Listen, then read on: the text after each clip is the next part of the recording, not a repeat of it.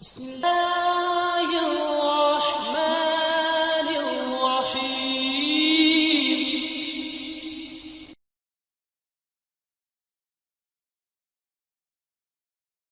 إن الحمد لله ونستعينه ونستغفره. روى الإمام مسلم رحمه الله تعالى عن سيدنا أبي هريرة رضي الله تعالى عنه عن النبي صلى الله عليه وسلم قال: إن الله تعالى طيب لا يقبل إلا طيبا، وإن الله أمر المؤمنين بما أمر به المرسلين فقال: يا أيها الرسل كلوا من الطيبات واعملوا صالحا، وقال: يا أيها الذين آمنوا كلوا من طيبات ما رزقناكم. ثم ذكر الرجل يطيل السفر أشعث أغبر يمد يديه: يا رب يا رب، ومطعمه حرام وملبسه حرام وغذي بالحرام، فأنى يستجاب لذلك؟ أو كما قال صلوات ربي والسلام عليه۔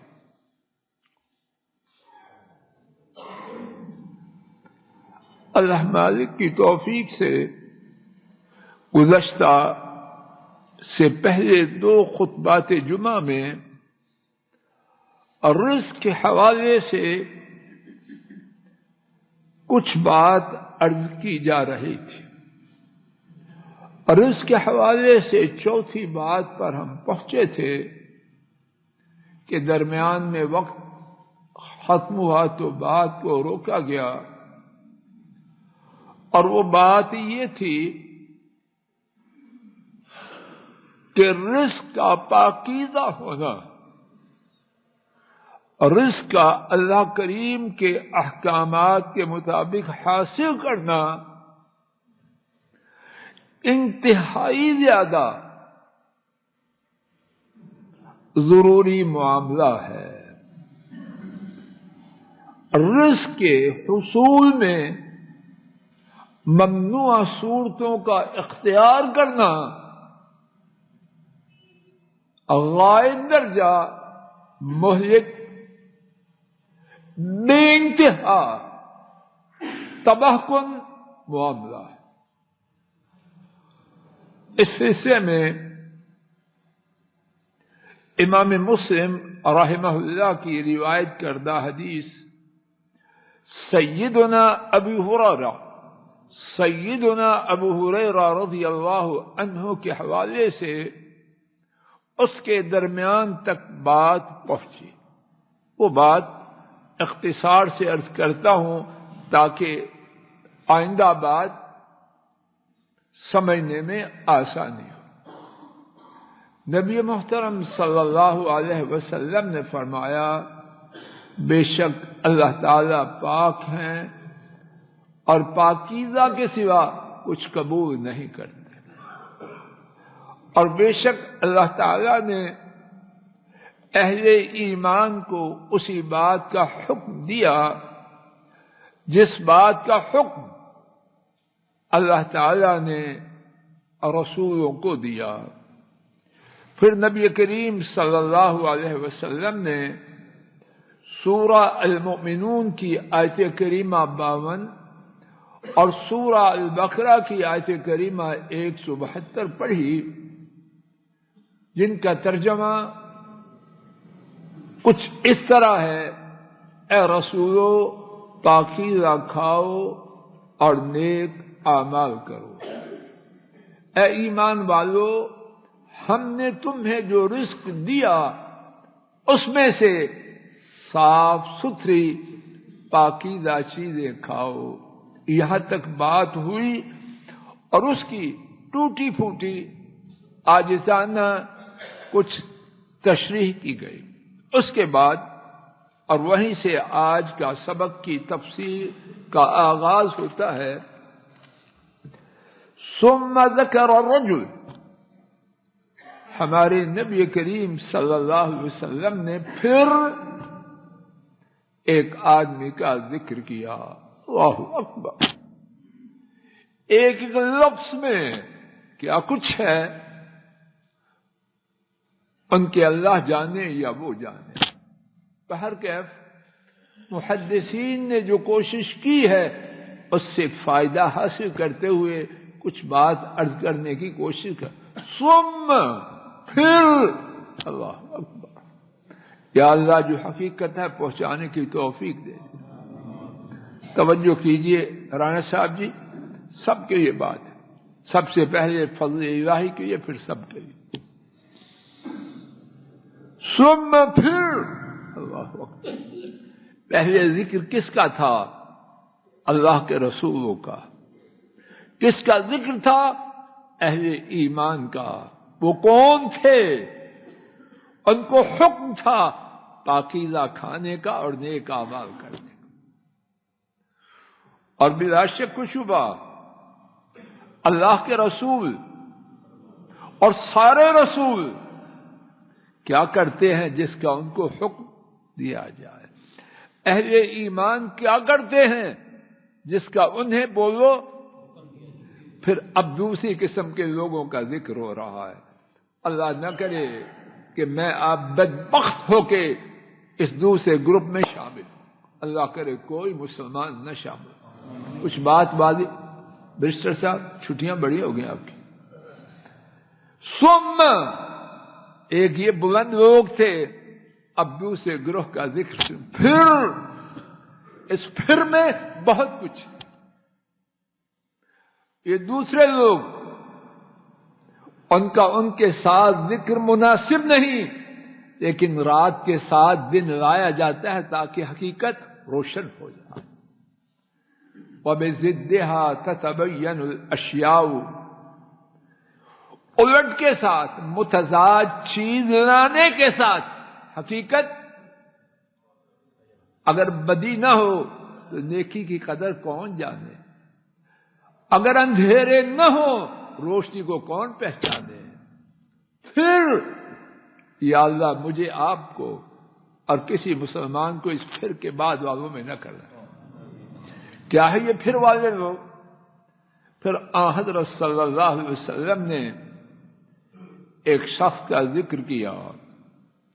لمبا سفر کرتا ہے، اشعث، اس کے بال بکھرے پڑے ہیں، اغبر، خاک آلود ہے. علامہ طورشی نے بیان کیا اور علامہ طیبی نے ان کی بات کو مشکات کی شرح میں نقل کیا. توجہ فرمانا، بڑی خوفناک بات. فرماتے ہیں یہ ذکر ہے حاجی کا. کس کا ذکر ہے؟ کیوں؟ حاجی جب احرام میں جاتا ہے ایک جگہ سے دوسری، مکہ سے منا، منا سے عرفات، عرفات سے مزدلفہ، مزدلفہ سے منا، تو اس کی حالت بگڑ جاتی ہے. اور اللہ کو اس کی حالت بہت پیاری ہے یا ناپسند؟ بہت پیاری ہے. اتنی پیاری ہے کہ اللہ نے اس کو اپنا مہمان قرار دیا اور اس کے بارے میں یہ بشارت دی، میں نے اس کو بلایا، اس نے میری بات پہ لبیک کہا، میں رب العالمین اس کی بات کو اب لبیک کہا، جو مانگے گا سو دوں گا. اللہ بڑے کریم ہیں، جو ان کی بات مانے. ناممکن ہے اللہ اس کی بات نہ مانے. لیکن معاملہ یہاں بہت کچھ اور ہے. پھر حضرت صلی اللہ علیہ وسلم نے ایک شخص کا ذکر کیا، بال بکھرے ہوئے، چہرہ خاک آلود، اور علامہ توریشی کے بیان کے مطابق وہ حج کرنے والا ہے، اور فرمایا یہ شخص اپنے ہاتھوں کو پھیلائے ہوئے ہے اور زبان سے کہہ رہا ہے یا رب یا رب، اور معاملہ اس کی حقیقت کیا ہے؟ وَمَطْعَمُهُ حَرَام وَمَشْرَبُهُ حَرَام، اس کی خوراک حرام کی، اس کا مشروب حرام کا، وَغُذِيَ بِالْحَرَام، اس کی پرورش حرام سے۔ اب بات کہاں سے کہاں بگڑ گئی؟ فرمایا فَأَنَّا يُسْتَجَابُ لِذَلِكَ، اس شخص کی جس میں دعا کی قبولیت کے اسباب فراوانی سے، حاجی جس کے بارے میں رب العالمین نے اپنا مہمان قرار دیا ہے، جس کی دعا کی قبولیت کی گارنٹی دی ہے، اور جس کی حالت قابل ترس ہے، اور جو ہاتھوں کو پھیلا رہا ہے اس مالک کے روبرو کہ وہ ہاتھوں کو خالی واپس بھیجتے ہوئے شرم کرتے ہیں، اور زبان سے یا رب کہہ رہے ہیں کہ اللہ کو جب ان کے ناموں کے ساتھ پکارا جائے ان کو بہت ہی زیادہ پسند ہے۔ لیکن دعا کی قبولیت کے ان تمام اسباب کے باوجود اس میں ایک ایسی خرابی آئی جس نے ان تمام اسباب کا کچومر نکالا۔ فرمایا فَأَنَّا يُسْتَجَابُ لِذَلِكَ، اس کی دعا کیسے قبول ہو؟ گھر گھر میں یہ رونا ہے کہ نہیں؟ بڑی دعائیں کی ہیں، منظور نہیں ہو رہی، مہینہ ہو گیا ہے، 6 ماہ ہو گئے ہیں، 6 سال ہو گئے ہیں، عمر بیت گئی ہے، یہ رونا ہے کہ نہیں؟ سبب کیا ہے؟ یہ حدیث شریف سبب بیان کرے۔ عوان صاحب کیا سبب ہے؟ جہاں حرام معیشت ہوگی وہاں دعا، اگر کچھ ملے گا بھی تو وہ اللہ کی طرف سے راضی ہو کہ نہیں، وہ مہلت ہے کہ عذاب سخت آنے والا۔ میں اور سارے حضرات و خواتین توجہ فرمائیں، اگر میں نے اور آپ نے اللہ کریم سے اپنی دعاؤں کو قبول کروانا ہے، جس کو ضرورت نہیں وہ جائے جہاں جانا چاہتا ہے۔ کوئی ہے ایسا جس کو ضرورت نہیں؟ ظہور صاحب ہے کوئی ایسا جس کو دعائیں قبول کروانے کی ضرورت نہ ہو؟ کوئی ہے؟ کوئی نہیں۔ جس کو ضرورت نہیں جائے گدھوں کی طرف، جہاں کھاتا ہے کھاتا رہے۔ لیکن جس کو ضرورت ہے اپنے رب سے دعاؤں کے قبول کروانے کی، وہ حرام کو اپنے منہ کے قریب نہ آنے۔ اسی بارے میں اگلی بات سے پہلے ایک اور حدیث شریف سماعت فرما لیجیے۔ امام طبرانی نے ابو الطفیل رضی اللہ تعالی عنہ سے روایت کیا، نبی کریم صلی اللہ علیہ وسلم نے فرمایا من کسب مالا من حرام فاعتق منه ووصل منه رحمه كان ذلك اسرا عليه، جس شخص نے حرام مال کمایا اس سے گردن کو آزاد کیا، اور گردن کا آزاد کرنا اسلام میں اس کی شان کیا ہے؟ جو شخص اللہ کے لیے ایک مسلمان کو آزاد کرے اللہ تعالیٰ اس کے بدن کے ہر حصے کو جہنم کی آگ سے آزاد کرتے ہیں۔ جس شخص نے حرام سے کمایا اس سے ایک گردن کو آزاد کیا اور اس سے صلہ رحمی کی تو کیا ہوگا؟ فرمایا یہ حرام کی کمائی کا خرچ کرنا اس کے لیے بوجھ ہوگا، اس کے جسم کا ہر حصہ جہنم کی آگ سے آزاد نہیں بلکہ کیا ہوگا؟ معاملہ کتنا سنگین ہے۔ رزق کے حوالے سے ہمارے سبق کی 5ویں بات، رزق کا طلب کرنا اختیاری نہیں لازمی ہے۔ رزق کا طلب کرنا آپشنل نہیں، کمپلسری ہے، اور اس میں کوئی چھٹی نہیں۔ جب تک ضرورت ہے اور جسم میں طاقت ہے، اچھی طرح نوٹ فرما لیجیے، ہمارے دین میں چھٹی نہیں ہے۔ عمر تھوڑی ہے زیادہ ہے، اگر جسم میں طاقت ہے اور ضرورت ہے اب چھٹی نہیں۔ امام بہقی سیدنا ابن مسعود رضی اللہ تعالی عنہ سے روایت کرتے ہیں، نبی کریم صلی اللہ علیہ وسلم نے فرمایا، طلب کسب الحلال فریضۃ بعد الفریضہ، حلال روزی کا طلب کرنا فرض کے بعد فرض۔ دوبارہ سماعت فرمائیے، حلال روزی کا طلب کرنا فرض کے بعد فرض ہے۔ محدثین نے اس کے 2 معنی بیان کیے۔ پہلا معنی، فرائض کی 2 اقسام ہیں، ایک نماز، روزہ، حج، زکوٰۃ، اور دوسری قسم رزق کا طلب کرنا۔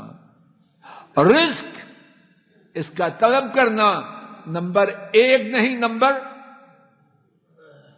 کتنے لوگ، اللہ مجھے ان کو ہدایت دے، اذان ہوگی چلو مسجد میں، نہیں، ہم رزق طلب کر رہے ہیں، اور رزق کا طلب کرنا بھی عبادت ہے، اس میں آدھا جھوٹ اور آدھا سچ ہے۔ کیسے؟ رزق کا طلب کرنا یقیناً عبادت ہے، لیکن نماز کو چھوڑ کر رزق کا طلب کرنا یہ شیطانی ہے، یہ ابلیس کی چالاکی ہے، یہ عبادت نہیں رہے گی، یہ شیطنت بن جائے۔ یہ نمبر 2 فرض ہے، نمبر 1 نہیں۔ اور جب عبادت کا وقت ہے، نمبر 1 میں مشغول ہونا وہ بجائے عبادت کے عذاب کا سبب بن جائے گا۔ دوسرا معنی، رزق کا طلب کرنا اس میں تسلسل ہے، اس میں کنٹینیوٹی ہے، یہ نہیں کہ چھٹی ہو گئی۔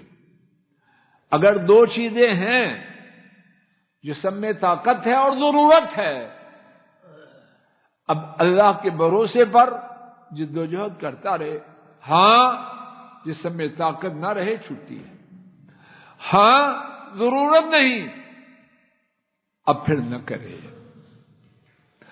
اور اسی حوالے سے ایک اور بات، رزق کا طلب کرنا شریعت کی حدود کی پابندی کرتے ہوئے بہت بڑے اجر و ثواب کا سبب ہے۔ آئیے ایک حدیث شریف کا مفہوم سماعت فرمائیے۔ امام طبرانی سیدنا کعب بن عجرہ رضی اللہ تعالی عنہ سے روایت کرتے ہیں،